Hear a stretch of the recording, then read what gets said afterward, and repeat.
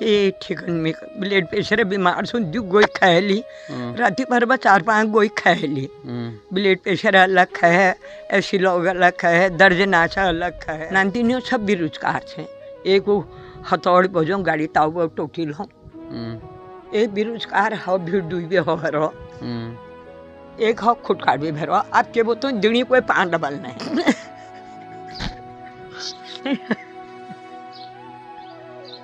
पैसे का अभाव था हमारे पास, आर्थिक रूप से बिल्कुल कमजोर है। कोई भी चीज नहीं है, कोई भी चीज मेरा मतलब अगर आप देखो तो मेरा मैं कहता हूँ मेरा अकाउंट बैलेंस भी 0 है। कोई मर भी जाता वो क्या कर सकते, दूर क्या दूर की लड़की ठहरे नहीं अगले जन्म के कर्म तो अभी लग गए आपको कमाने वाला लड़का है नाम आप आशीर्वाद देना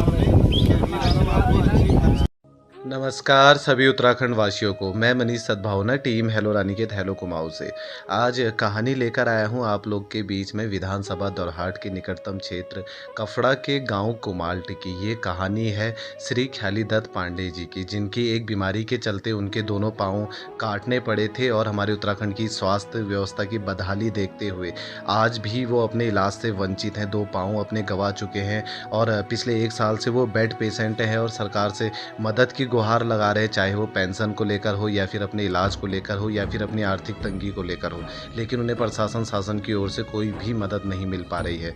आइए दोस्तों इस पूरी कहानी को जानते हैं ख्याली दत्त पांडे जी के गांव में विजिट करके।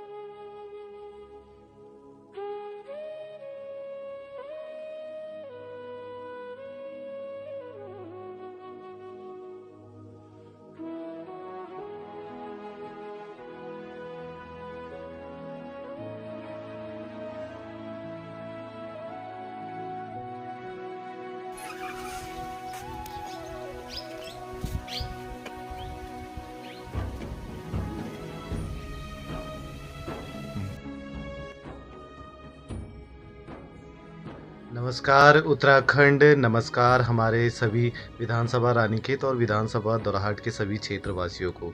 मैं मनीष सद्भावना team hello Ranikhet hello Kumaon से आज आप लोग के बीच में कोई प्रतिभा या फिर कोई कहानी लेकर नहीं आया हूं, बल्कि दुखदायक, पीड़ादायक और हृदय को भीतर तक झकझोर देने वाली एक हकीकत आप लोग के बीच में लेके आया हूं। इस वक्त मैं मौजूद हूं विधानसभा दौराहाट के निकटतम क्षेत्र कपड़ा के गांव कुमाल्ट में, जहां की हमारे पास इंक्वायरी आई थी और ये इंक्वायरी बड़ी, जब ये कहानी सुनी तो अत्यंत हृदय से हम पूरी टीम झकझोर गई थी। हमने कहा हमें यहाँ विजिट करना चाहिए और सर की इस कहानी को आप लोगों तक पहुंचाना चाहिए, एक माध्यम हमें इसका बनना चाहिए।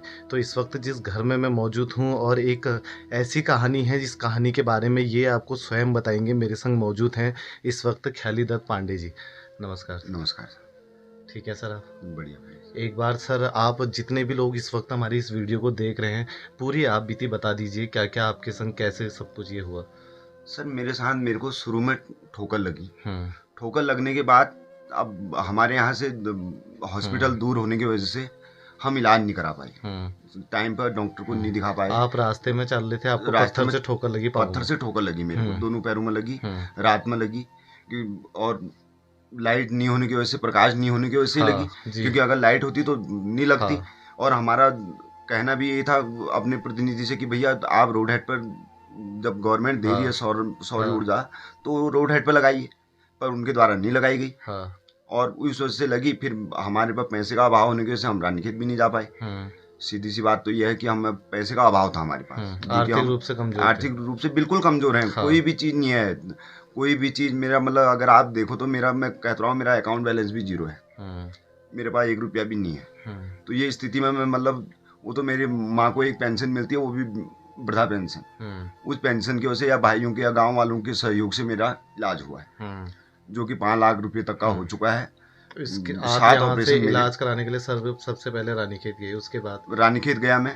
रानीखेत गया तो रानीखेत के डॉक्टरों ने क्या कहते हैं मुझे आगे मतलब दिखाने के लिए बोला। फिर मैं रामनगर गया, फिर मैं हल्द्वानी गया, फिर मैं मेदांता गुड़गांव तक पहुंचा। पर वहां अत्यधिक चलने के कारण मेरा घर आके पैर फट गया, जो कि निकटतम रानीखेत ही हमारा हॉस्पिटल है, तो मुझे वहां ले जाया गया। वहां मेरे पैर का ऑपरेशन किया गया पहला। उसके बाद मेरे सिलसिलेवार मेरे 1 साल के अंदर 7 ऑपरेशन हो चुके हैं। 7 ऑपरेशन मेरे अभी तक हो चुके हैं, जो कि गांव वालों के सहयोग से या घर वालों के सहयोग से या जैसे भी कहो, अपने इष्ट मित्र जो भी हैं उन लोगों ने मेरी सहायता की। 7 ऑपरेशन हो चुके हैं, जिसके दौरान अपने आप में दोनों पैर गवा दिए। दोनों पैर गवा दिए। दोनों पैर काटने पड़े मेरे। अभी भी मेरा एक पैर फिर फटा है। अब पैसे का अभाव होने की क्या बीमारी आपको हो गई थी? ये गैंग्रीन बताया गया। गैंग्रीन हुई, नसें बंद ब्लॉक की। अच्छा। और जिसको अगर नसें खोलने का खर्चा कम से कम 25-30 लाख का है, जो कि हमारे उसमें नहीं था, बस से बाहर था, सोचना भी नहीं था हमने उससे। तो हमें पैर ही काटने पड़े। ये रहा हमारा। अब आप इसे वक्त की मार कहिए या फिर हमारे स्वास्थ्य बदहाली कहिए या फिर सरकार की नाकामयाबी कहिए, कि आज हालात इस स्तर तक पहुंच चुके हैं कि जैसा कि पांडे जी ने अभी हमें यहाँ पहुंचने से पहले बताया कि आज घर में आर्थिक इतनी कमजोरियां आ चुकी है कि यहाँ तक कि खाने पीने की तक दिक्कत है। बिल्कुल। और घर में रोजगार का कोई भी जरिया नहीं है। सिर्फ मैं कह रहा हूँ आपकी मेरी मिसेज को मनरेगा के तहत सिर्फ आज तक का 12 दिन का काम ग्राम प्रधान द्वारा दिया गया 1 साल में पूरे। और क्या कहते हैं 22 दिन का काम बीडीसी मेंबर द्वारा दिया गया। ये पूरे साल का काम है हमारा, वो भी मनरेगा के तहत जो मिसेज ने किया, बस। तो लॉकडाउन के बाद ये सब चीजें हुई? लॉकडाउन में ही हुई। लॉकडाउन में ये सब चीजें हुई और 1 साल से आप बेड पर हैं। हाँ, क्योंकि मेरा आयुष्मान कार्ड था और रानीखेत में आयुष्मान कार्ड लगा नहीं। क्या कहते हैं एस एन श्रीवास्तव जी के वहाँ वो कार्ड नहीं लगा, क्योंकि आप सरकारी संस्थान में गए नहीं, आपको जाना पड़ा हमारे निजी संस्थान में। वहाँ पे आपका हमारे पास सरकारी संस्थान में यहाँ सुविधा नहीं थी, वहाँ सुविधा नहीं है, ऑपरेशन करने से मना कर दिया सरकारी हॉस्पिटल ने। अगर आपको शायद सरकारी में अगर आपको ये सब सुविधाएं मिल जाती, आपका इलाज सरकारी से हो जाता, शायद आप आर्थिक रूप से इतने पीछे नहीं आते। आपके पास इससे पहले जैसा आपने भी बताया कि आपके पास गाड़ियाँ थी, ये सब इलाज के दौरान ये सब चीजें बेचनी पड़ी? सब बिक गया, सब कुछ बिक गया। इससे पहले की एक बार अपनी जीवनी भी बता दीजिए, तब से लेकर अब तक का कैसा सब कुछ ये अंतर रहा? नहीं, पहले तो मैं अपना सेल्फ डिपेंड था, मैंने किसी से कोई वो नहीं था। मेरा अपना बैंक से लोन लेके अपनी गाड़ियाँ निकाली थी। मैं मोन्टेक्स पेन का मैं काम करता था, तो उससे मेरी दिनचर्या बढ़िया चल रही थी। सब कुछ मैंने अपना घर भी बनाया, ये अपने भाई बहनों की शादियाँ इत्यादि जो भी मतलब नामकरण इत्यादि सभी कुछ किया अपने टाइम पे। तो जो आदमी को करना चाहिए अपना, वो चीज़ मैंने पूरी की। पर अब इस समय स्थिति ये हो गई है कि आज हम सरकारी विभागों से फोन करते रह गया। सरकारी सुविधा अभी तक आपको कोई भी नहीं मिली है मुझे, कुछ भी नहीं मिला। मैंने अंत्योदय राशन कार्ड जबकि डीएम ने ऑर्डर दिए, पर अब वो कहते हैं कि नहीं जी, अभी जब कोई अंत्योदय कटेगा तब तुम्हें दिया जाएगा। इसके अलावा कोई विकलांग पेंशन मेरी अभी कुछ नहीं लगी है। कागज जा रहे हैं, कागज वहाँ जमा है, पर वो कह रहे हैं कि हमारे पास बजट नहीं है। ये समाज कल्याण विभाग, ये समाज कल्याण का आज ही फोन है कि वो कह रहे हैं कि जी हम अभी वहाँ बजट नहीं है, जब बजट आ जाएगा तब तुम्हारे को। तो तब तक क्या करें हम? तब तक भूखे मर जाएं? अब हमने भूखा ही मरना है। फिर अब क्या करें? राशन वाले कहते हैं कि अंत्योदय तुम्हारा जब कोई कटेगा तब हम बनाएंगे। और क्या कहते हैं बाकी मुझे मतलब जो भी सुविधाएं होती हैं गाँव में जो आ रही हैं, जो जन जन तक पहुँचनी चाहिए, वो हमें कुछ भी नहीं मिल रही। सबसे बड़ी दिक्कत तो मुझे इस बात की है। इन सब चीजों के लिए अगर हम देखते हैं किसी ग्राम सभा को, तो उसकी प्रथम इकाई उसका जो ग्राम प्रधान होता है वो होता है। वही तो क्या उनके द्वारा कोई सहयोग आपको? कोई सहयोग नहीं।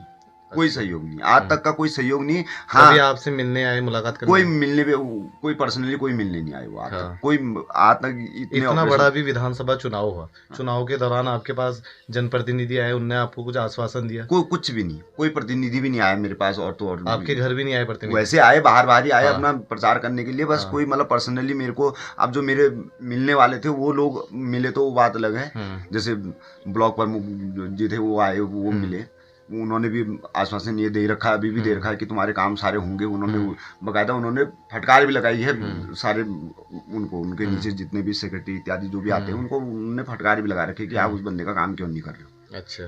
पर अब हमारे गांव के प्रतिनिधि द्वारा सताए जा रहे हैं ना हम तो, हाँ। क्योंकि गांव का तो प्रतिनिधि हमारी बात आगे पहुंचाता, पर वही नहीं पहुंचा रहे। वो आपकी बात आगे रख दे। हाँ, हम तो यही चाहते हैं कि वो हमारी बात रखें भैया, क्योंकि वो देख रहे हैं बाकी होना ना होना वो ऊपर वो तो शासन चलो, प्रशासन तय करेगा। वो तो फिर उसके लिए भी, क्योंकि आज तो मीडिया उसके लिए भी प्रावधान है। हाँ। प्रावधान है, क्योंकि मैं मीडिया के तो आपको फोन इसीलिए किया कि ये मीडिया भी स्तंभ माना जाता है अपने उसका, तो हम किसको खड़खड़ाएंगे? डीएम से हम खड़खड़ा चुके हैं, एसडीएम को हम खड़खड़ा चुके हैं, मतलब जहां फोन करने थे मैंने कर दिया, क्योंकि मैं अब जा तो कहीं सकता नहीं, फोन नहीं मेरा माध्यम है, और तो कोई मेरा माध्यम है भी नहीं ना। वाकई आज मीडिया चौथा स्तंभ है चौथा हमारा, स्तंभ और है, सोशल बिल्कुल है। मीडिया बहुत स्ट्रॉन्ग पार्ट है किसी ऐसे व्यक्ति का जो शोषित है हमारे समाज से, वो अपनी बातें जो है इस बिल्कुल। के मैंने जरिए यही लोगों चीज तक जब रख मैंने सकता है। वो किया तो मैंने यही देखा कि भैया मीडिया को बताया जाए, फिर अब अपनी दुख भरी कहानी किसको बताएंगे हम? अच्छा, सुसाइड करना होता, हम सुसाइड करना कोई ऑप्शन तो नहीं है, मैं तो नहीं मानता, क्योंकि इतने छोटे बच्चे हैं। फिर वही वाली बात है, क्या आपके जब बच्चे कितने छोटे हैं अभी? क्या मेरे करते हैं बच्चे? अभी लड़का मेरा 11 साल का है, लड़की मेरी 14 साल की है। अभी स्कूल पढ़ते हैं? हाँ, स्कूल पढ़ते हैं, दोनों पढ़ते हैं, बिल्कुल हाँ। पढ़ते हैं, अच्छा। दोनों पढ़ते हैं। तो सर, जैसे आपका बीते दिन मुझे कॉल आया था कि एक बार टीम हेलो रानीखेत आप मेरे घर पर विजिट करने आइए, तो इस वक्त हमारा सभी व्यूवर्स इस वक्त आपको देख रहे हैं, जिसमें से शायद हमारी सरकार तक भी ये वीडियो जाए, शासन प्रशासन, हमारे कुछ अच्छे सक्षम लोग भी इस वीडियो को देख रहे हैं, चाहे वो डॉक्टर के फील्ड में हो या अन्य फील्डों में हो, काफ़ी लोग इस वीडियोज़ को देख रहे होंगे। तो इस वीडियोज़ के माध्यम से आप उनसे क्या कहना चाहेंगे? मैं यही कहूँगा सर कि एक तो गवर्नमेंट द्वारा जो दी जा रही हैं, जो भी योजनाएं आ रही हैं, वो एक जन जन तक पहुंचनी चाहिए, एक निम्न वर्ग तक पहुंचनी चाहिए, जो जैसे कि मैं हूँ, हाँ। अंदर बैठा हूँ, चल फिर नहीं सकता हूँ, बाहर नहीं जा सकता हूँ, अंदर नहीं आ, तो हमें उस चीज़ का लाभ मिलना चाहिए जो गवर्नमेंट दे रही है। और मैं ही नहीं हूँ, मेरे जैसे मैं बता रहा हूँ, न जाने कितने हैं। एक तो जाँचें होनी चाहिए, सबसे बड़ी बात तो जाँचों का है। जो आदमी हकदार है, वाकई में हकदार है, उस चीज़ को वो चीज़ प्रोवाइड होनी चाहिए, क्योंकि उस आदमी को मिलनी चाहिए। अब ये नहीं कि आपका लड़का विदेशों में है और आप यहाँ पे बीपीएल कार्ड का फायदा ले रहे हो ना, ये तो गलत है। आज गवर्नमेंट कह रही है आप कार्ड जमा करो, कोई कार्ड जमा करने के लिए तैयार नहीं है। गवर्नमेंट कह रही है कि आप भैया, गवर्नमेंट दे रही है सोलर लाइट, बीपीएल कार्ड है? मेरे पास कोई बीपीएल नहीं, मेरे पास एपीएल कार्ड है। मेरा बीपीएल आता, मुझे जरूरत ही नहीं थी पहले, तो जरूरत नहीं थी, अब मुझे जरूरत है। मुझे डीएम के द्वारा ये सूचित किया गया, ये बताया गया द्वारहाट में, उसमें क्या कहते हैं आपका मीटिंग में, कि आप क्या कहते हैं दोनों पैर नहीं है, आपको जो मतलब विकलांग व्यक्ति है उसका अंत्योदय कार्ड बनेगा। पर अंत्योदय कार्ड के लिए मैं 6 महीने से, मतलब 1 साल से वो कर रहा हूँ, पर मुझे अभी तक नहीं मिला है, नहीं बन पा रहा है। वो कह रहे हैं कि जब कोई राशन कार्ड कटेगा तब तो आपको दिया जाएगा। उसकी कार्रवाई मतलब अभी चल ही रही है। मतलब कोई भी योजनाएं हैं, मैं बता रहा हूँ, हमारे गांव में सोलर लाइट आई, मुझे नहीं, एक डस्टबिन तक नहीं दिया गया मुझे। अभी गांव में डस्टबिन बटे, उसमें ये कहा गया तुम्हारी माँ को दे दिया है, जबकि माँ मेरी अलग है, मैं अलग हूँ, भाई अलग है, तो जबकि मेरा परिवार रजिस्टर अलग है, पर मुझे कोई सुविधा, मतलब यहाँ तक कि डस्टबिन तक, ये छोटी सी चीज है, मैं डस्टबिन खरीद के लाया हूँ अपने, मुझे वो भी नहीं दिया। ग्राम प्रतिनिधि द्वारा दीवारें लिखाई मैंने, मुझे नहीं दी गई। शौचालय लिखाया गया, मुझे नहीं दिया गया। मुझे सरकार द्वारा जो दी जा रही हैं, जो योजनाएं आ रही हैं, उनका किसी चीज का लाभ नहीं हुआ है अभी तक, कोई भी लाभ नहीं हुआ है।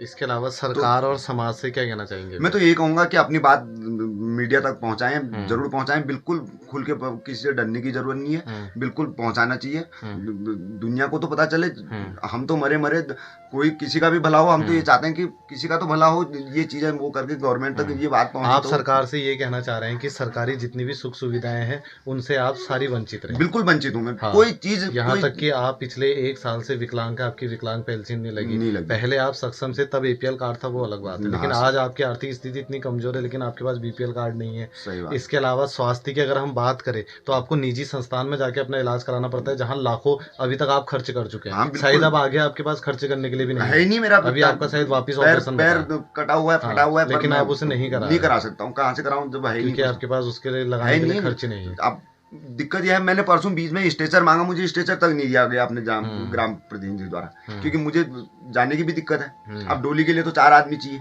पर स्ट्रेचर में तो 2 आदमी मुझे रोड पर रखेंगे।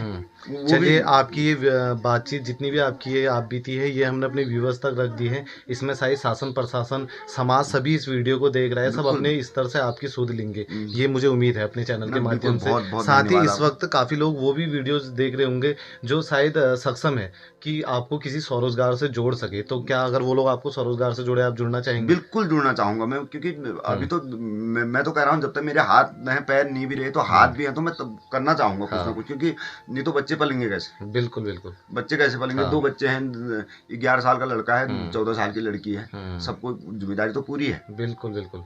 और बहुत अच्छी बात आपने ये बताई कि ऐसी जब परिस्थिति इंसान पे आ जाती है तो अक्सर हमने देखा है कि लोग भयभीत हो जाते हैं और सुसाइड कर लेते हैं। लेकिन आपने ये ख्यालात को लात मारते हुए जो है आप दोबारा से अपनी ज़िंदगी स्टार्ट करने की बात कर रहे हैं, तो इस आपकी सोच को सलाम है। और मैं अपनी सरकार से भी निवेदन करना चाहता हूँ कि प्लीज़ प्लीज़ प्लीज़ सुध लीजिए ऐसे लोग की, व्यक्तिगत तौर पर जाँचें कीजिए, निरीक्षण कीजिए कि वाकई किसी गाँव में एक इंसान ऐसा भी है जिसको कोई सरकारी सुविधाएँ नहीं मिली है, जिसे असल आप इन सब सुविधाओं की जरूरत है, लेकिन बावजूद वो वंचित है। और स्थानीय ग्राम प्रधान से भी मैं निवेदन करना चाहूंगा कि वो मेरी इस वीडियोस को देखने के बाद एक बार मेरे से जरूर संपर्क करें, मैं व्यक्तिगत तौर पर भी उनसे बातचीत करना चाहूंगा। साथ ही अपने आसपास के जनप्रतिनिधि से भी मैं निवेदन करना चाहूंगा कि हम जो लोअर फैमिली है, हमारे पास इतना ज़्यादा सेविंग नहीं होती है कि हम अपने इलाज के लिए बहुत सारा पैसा इकट्ठा करें, लेकिन हमारे पास सिर्फ हमारा एक वोट होता है। तब हमें लगता है कि ये वोट अगर जायज जगह पड़ गया तो कल को मुझे स्वास्थ्य भी मिलेगा, शायद रोजगार भी मिलेगा। ये आपकी जिम्मेदारी। मैं वोट डाल के आया हूँ, ऐसी स्थिति में भी मैं वोट डालने गया हूँ। आपने मताधिकार किया? बिल्कुल मताधिकार किया मैंने कहा भैया गवर्नमेंट बननी चाहिए। हम जो आम लोग हैं, हमारी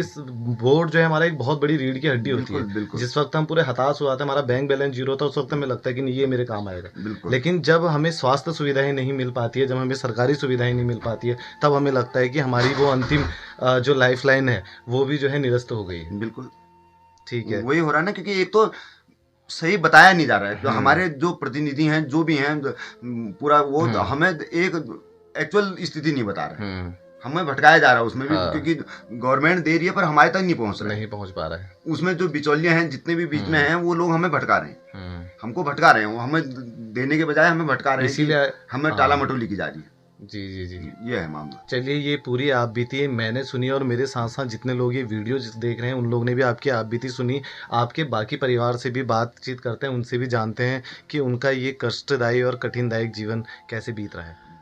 घर में रोजगार करने वाला एक ही शख्स हो और वो भी अब काम करने में काबिल ना हो, तो घर की क्या स्थिति हो सकती है, ये जानने के लिए मैं एक बार अम्मा से बात करना चाहूँगा और आप सभी को भी इस बारे में रूबरू कराना चाहूँगा। अम्मा पहला ठीक था? हो ठीक और ठीक नहीं हरो चला हाल हूँ देख गया था और के ठीक नहीं जा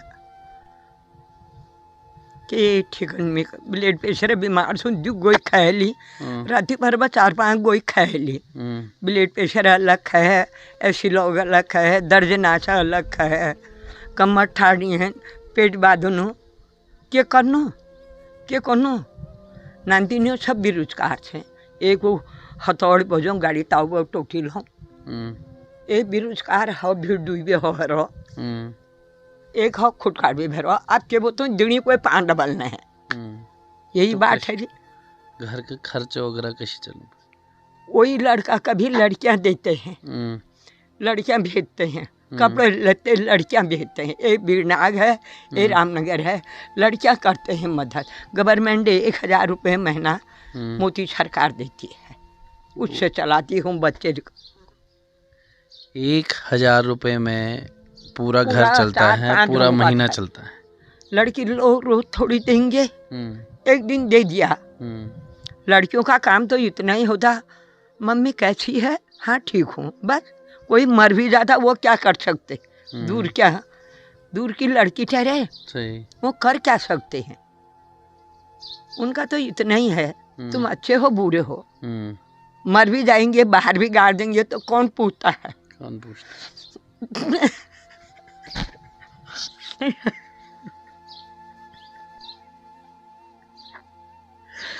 दो लड़के साथ हुए, 11 बरस का एक मरा, 16 बरस की एक लड़की मरी पिछड़ागढ़। आज ये दोबारा बच्चे हुए, इनका हाल ये हुआ, क्या बताऊं अच्छी क्या बताऊं बुरी। आदमी मरा 8 वर्ष हो गए, फिर भी कह रहे कन्नू का मकान कैसा है, लड़की से पूछ रहे सपनों में। मैं 900 रुपया लेके आया, तेरे पास भी है, तू भी दे, उसका मकान ठीक करेंगे। दिन भर रोती रहती हूँ।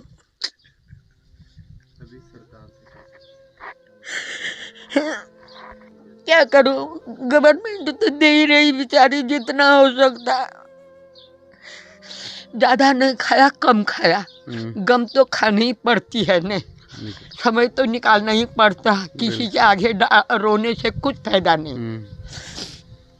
बिरादर लोग करते हैं सब हमारी मदद, लड़कियों की शादी में भी, बूढ़े मानने में भी, मकान लगाने में भी बिरादर लोग देते रहते हैं। बिरादरी का साथ है। और कहीं से कोई सहायता नहीं मिलती?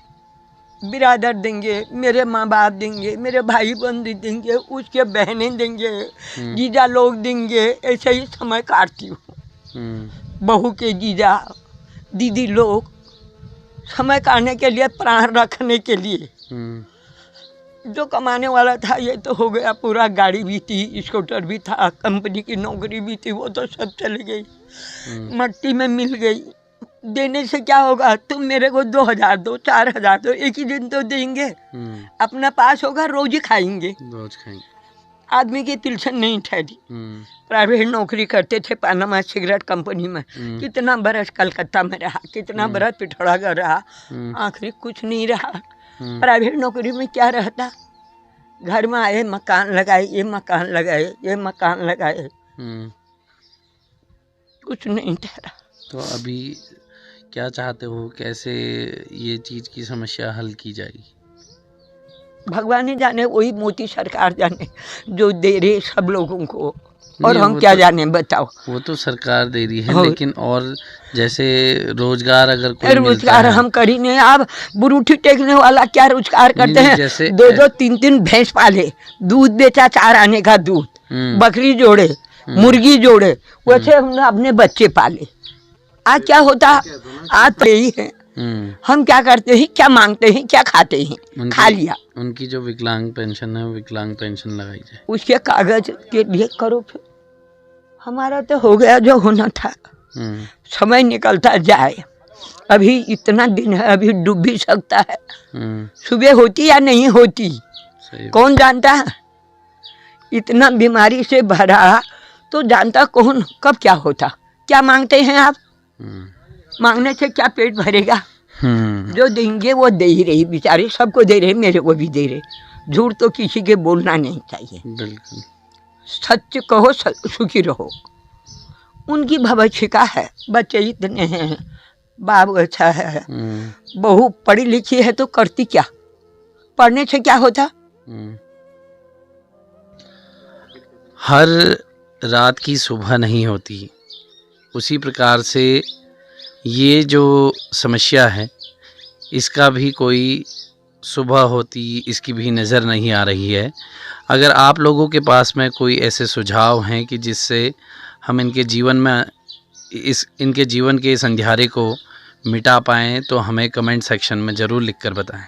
तो दोस्तों ये कष्टदायक और दुखदायक कहानी थी विधानसभा दौराहाट के निकटतम क्षेत्र कपड़ा के कुमाल्ट गांव की। ये कहानी थी ख्याली दत्त पांडे जी की। और ऐसे ही ना जाने हमारे भारत में कहूँ या हमारे राज्य में कहूँ या हमारे ज़िले में कहूँ, ना जाने कितने ऐसे लोग हैं जो वंचित रह जाते हैं हमारी सरकारी सुविधाओं से।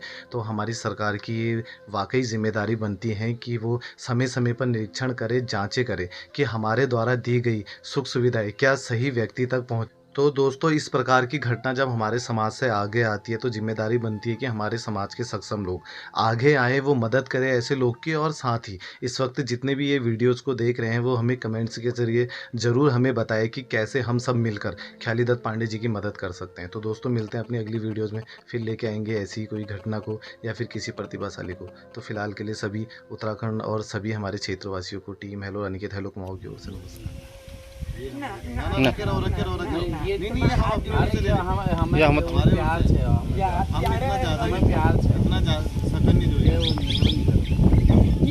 जन्म के लिए हो रहा है। नहीं अगले जन्म के लिए नहीं वो जन्म के कर्म तो अभी लगे, आपको कमाने वाला लड़का। लेकिन आप आशीर्वाद देना हमें कि अगली बार हम आपको अच्छा अगली बार जब हम आए तो आपके लिए बड़ा लिफाफा लाएंगे। ठीक है, आएंगे हम अगली बार।